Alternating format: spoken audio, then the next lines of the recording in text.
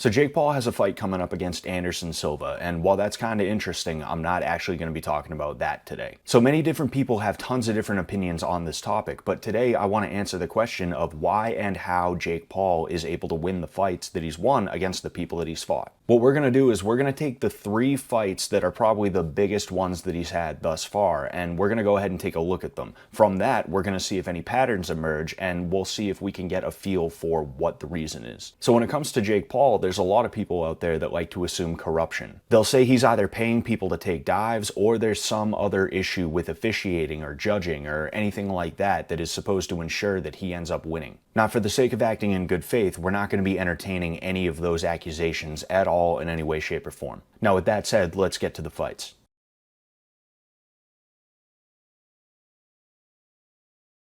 In his first pro fight versus Nate Robinson, Jake Paul came out and took the center of the ring, which would imply he wants to push the pace, but Nate was actually the aggressor. He came forward swinging wildly without a ton of form or really any strategy involved, and Jake was able to evade and keep his distance with his footwork, stepping backwards. When Nate got too close, he would clinch and wait for the referee to separate them. One theme that was present in this fight was that Jake attempts to time Nate's forward progression with a rear hook or overhand. He did this multiple times, with it working a fair amount. This would lead to not just 2 knockdowns, but also the viral KO victory.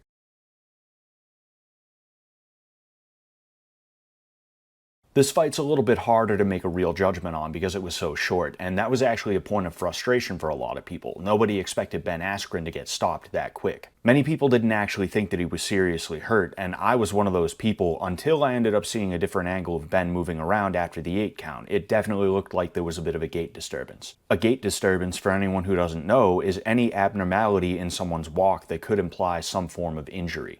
Regardless of whether or not it was, though, the referee ended up seeing something that he thought was, and he ended up stopping it in order to protect Ben. As for the fight itself, Ben does what could basically be argued as just a more athletic version of what Nate Robinson did. He used forward pressure, and he didn't really use his hands for effect. Jake, on the other hand, looked a lot more athletic in this fight and was sporting a vastly improved jab that he would actually change levels with. The same tricks were still there though, keeping distance, evading forward pressure, time the overhand, and clinch if he got close. Ben got caught with a punch that was not too dissimilar from the one that Nate Robinson got caught with.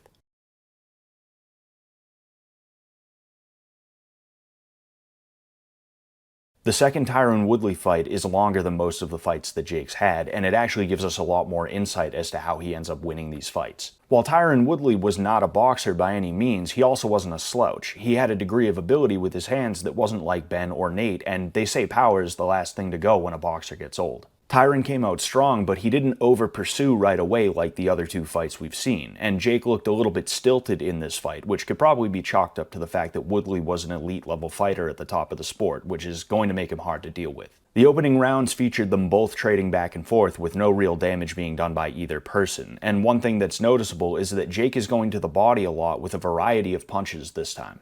One of the differences here, however, was that Jake was actually attempting to fight on the inside when Tyron would get too close, and this is the opposite of what you would expect, with the smaller fighter usually being better suited to crowding the opponent. It's also the opposite of what Jake Paul was doing in his other fights. Instead, Jake would crowd and Tyron would clinch. Other than that, it was essentially the same formula: evasive footwork, clinching in close when he felt threatened, trying to time a power shot. The knockout, though, is where we really get a good feel for the progression and skills of Jake Paul, and it's because it came so late in the fight. If you pay attention, you notice Jake was going to the body the entire fight. This is called making deposits. As time goes on, those body shots start to add up, and soon you're having trouble breathing, and you just constantly feel the tenderness. This leads fighters to become hyper-aware and also hyper-protective of the body. By round 6, Jake had established a pattern of aiming for the body that Tyron picked up on and didn't want to continue being a victim of. This led to Jake scoring the KO victory after an exchange where he went to the body, then he faked to the body again, which ended up getting Tyron to think body. On the punch that did it, you can see a slight level change during the load-up that Tyron probably construed as Jake getting ready to go low again.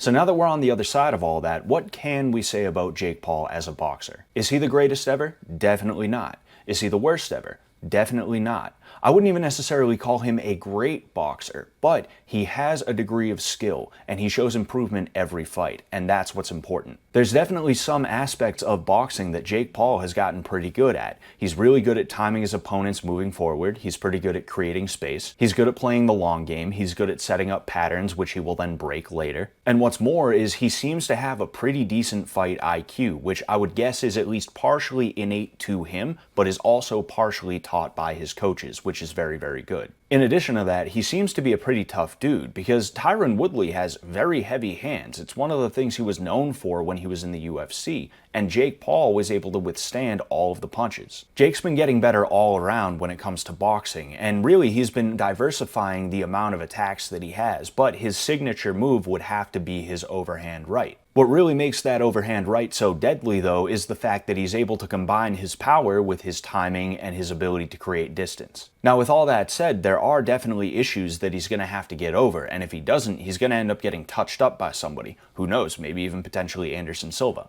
So far, though, he's been skating by on his athleticism, his physicality, as well as his ability to game plan, which is perfectly reasonable and valid. You cannot say anything bad about that. Overall, I'm pretty interested to see what happens with Jake Paul in the future, and I'm not saying that I'm going to watch every single one of his fights. In fact, I only watched the Ben Askren fight out of all three of the ones that we went over today.